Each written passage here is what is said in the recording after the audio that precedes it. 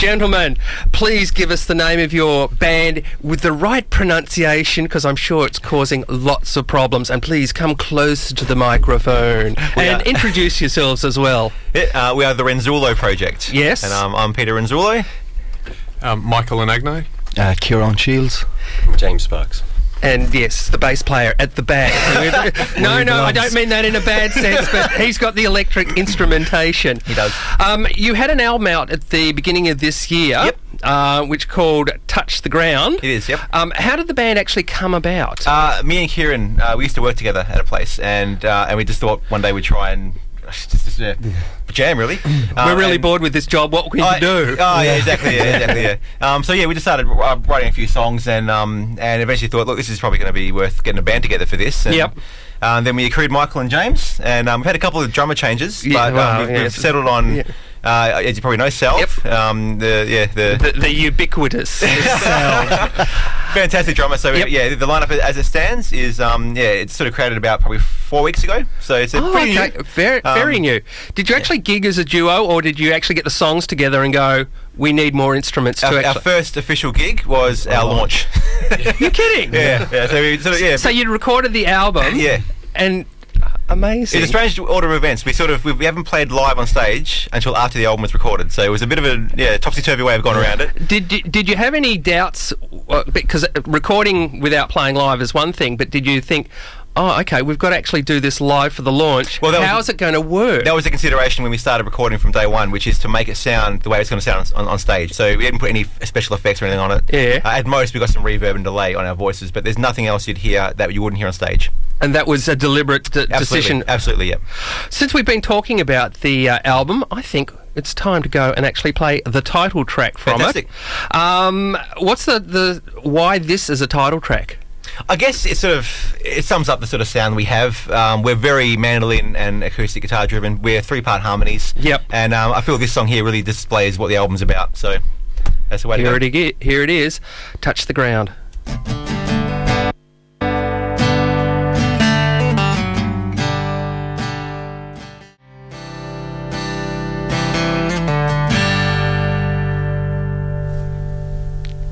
Rather nice harmonies there. The Renzullo Project. Renzullo. Renzullo. That's right, it's good. Renzullo Project. And the title track from their Touch the Ground album, which was released in January, wasn't it? It was, yeah. Okay, I haven't actually heard much of the band. Where have you been gigging? We've got a few fairly regular places like the Boulevard in Joondalup, Rosie O'Grady's. Oh, of course, Rosie's. Well, I mean, I think our sound really does suit pubs. Yes. And which is why we sort of tend to frequent those places like the Paddos. We've been there a couple of times. Yeah, I'm thinking Rosie O'Grady's because you've got definitely an acoustic and Celtic feel to the band as well. Yeah, it's true. Actually, the Paddo, we're coming up on the 12th of September. We're playing at the Paddo, which will be our last one before we go on tour. So, okay. It'll be good to. What night of the week do you do? It's a Wednesday, unfortunately. Normally we try and aim for weekends, but they're few and far between with original stuff, unfortunately. So, but yeah, it's a Wednesday night on the 12th of September at the Paddo. Okay. And a couple of good supports for us too. So, tell us about the tour. Where are you going? We're heading up to Broome and back, but we're stopping along the way to Geraldton, Carnarvon, Karratha, Port Hedland. Just doing about 7 or 8 shows on the way.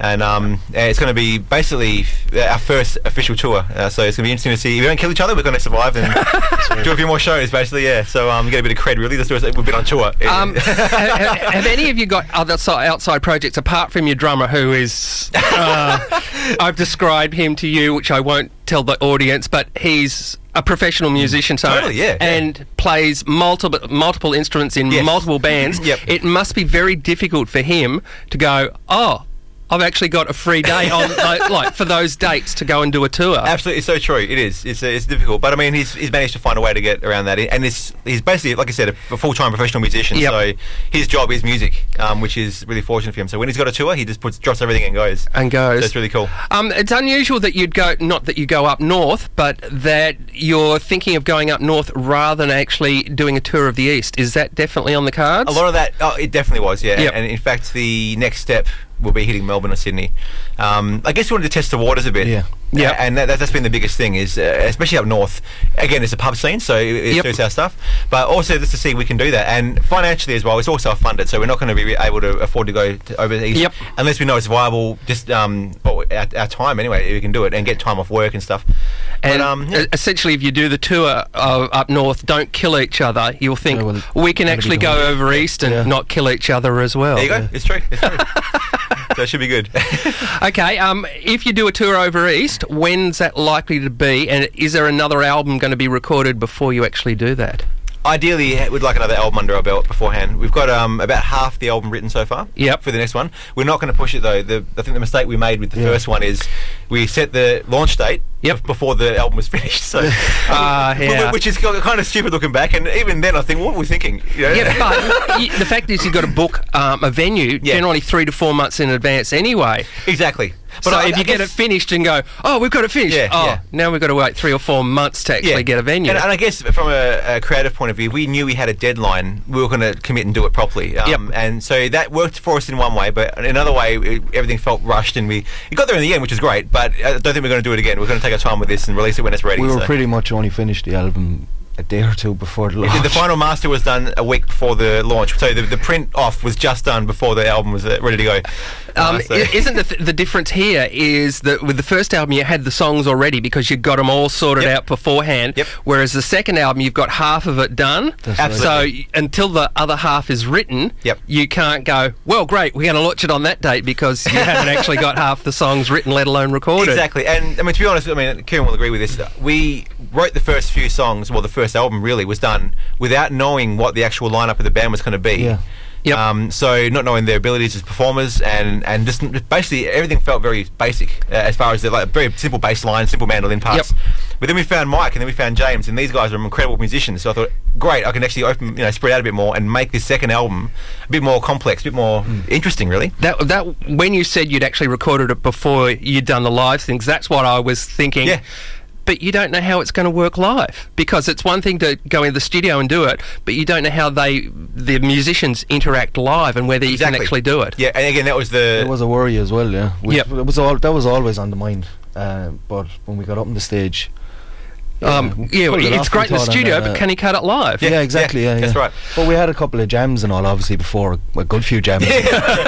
we had an idea ourselves how we were going to bring it to the stage. Absolutely. And fortunately enough, it worked out. It worked out. Yeah, that's right. Okay, with the second album, where you're happy with the lineup, how much do the other people bring into it? Not just in terms of arrangements, but songwriting, because you two are the main creative songwriters. But I'll put it that way. To be honest, I think as far as the bass lines go, James will attest to this, he completely reinvents the bass lines.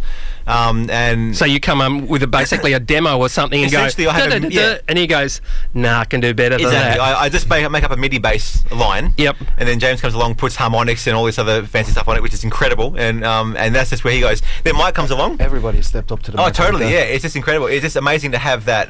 And because, especially with Mike, he's such an accomplished singer already, to have that as a harmony in our band, it's such a great thing to have. But you didn't know when the band was coming together that you could actually get the harmonies working, because you bring them in as instrumentalists. That's right. And then they get up to the mic and you go, oh, I can work with that. Threw herself in the deep end. Absolutely threw herself in the deep end with it.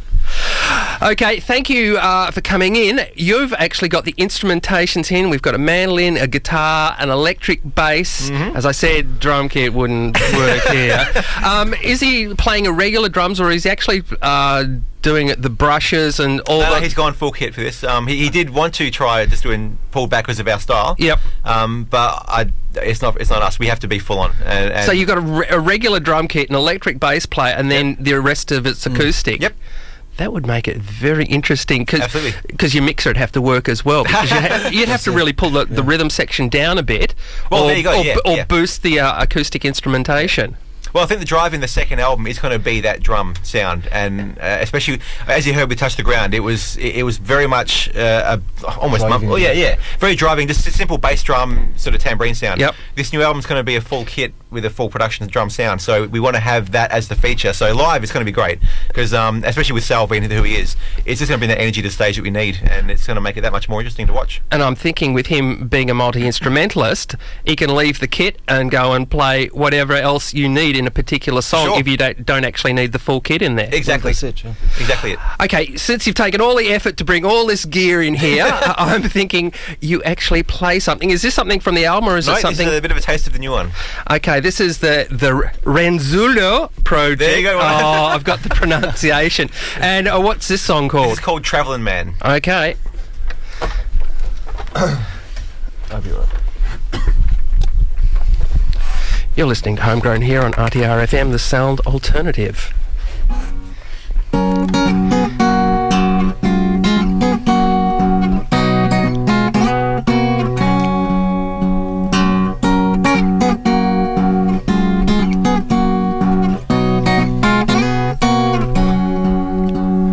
Go down that track, don't run so fast, no one will see you.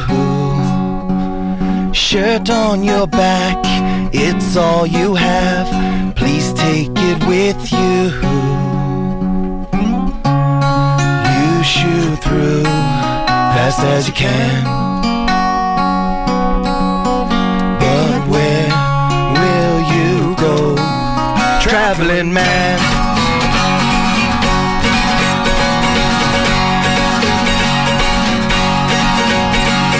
Cast out the demons and face all your fears. You cry out with joy as your eyes fill with tears. You shelter the poor man who hides from the sun. He asks you to look for those angels, 'cause this is taking too long.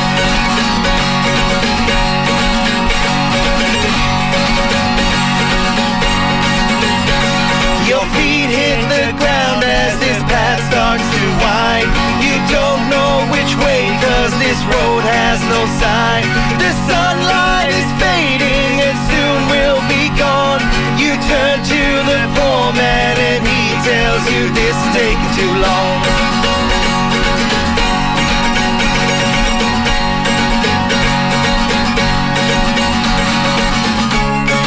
You shoot through fast as you can, but where will you go, Travellin' Man?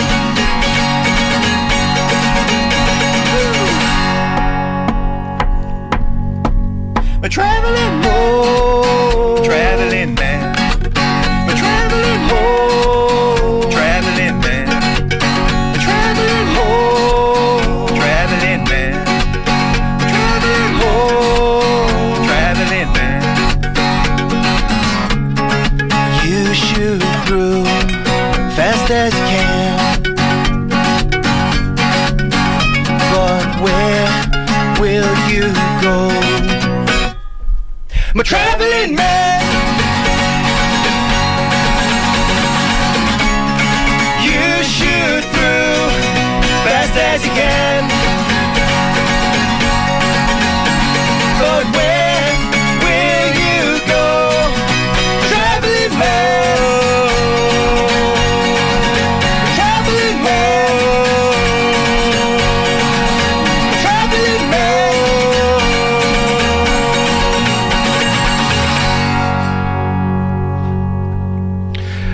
The Renzullo Project and Travellin' Man. That was amazing. Thank you very much. You've got your next gig that's actually on the 12th, and that's the last one before you head up north, or have you got another one? We're also competing in the Battle of the Bands, the Global Battle of the Bands, on the 8th of September at the Railway Hotel. Down at Fremantle, yeah. It is, yep. So it'd be fantastic to see some people down there to give us a hand, support us, and see how we go. But yeah, the official one is going to be the 12th of September at the Paddo. Yeah. How long are you away for, by the way? From the 14th to the 24th, so 10-day whirlwind tour. Oh! So you're like 5 people plus probably PA and a mixer. Yep, and a sound guy. Another artist called Jai Deeg, actually. So there's going to be 8 people in this van? No, there'll be 6 of us. Okay. Yep. Caravan. There you go, exactly it, yeah. So if we hear news from the north that there's been this mass killing in this van, we'll know Right. CD number 2 is probably not going to happen. Exactly. Yeah, we did a good show. Yeah, that's right. Gentlemen, thank you very much for coming in. Thank you very much for having us. Thanks.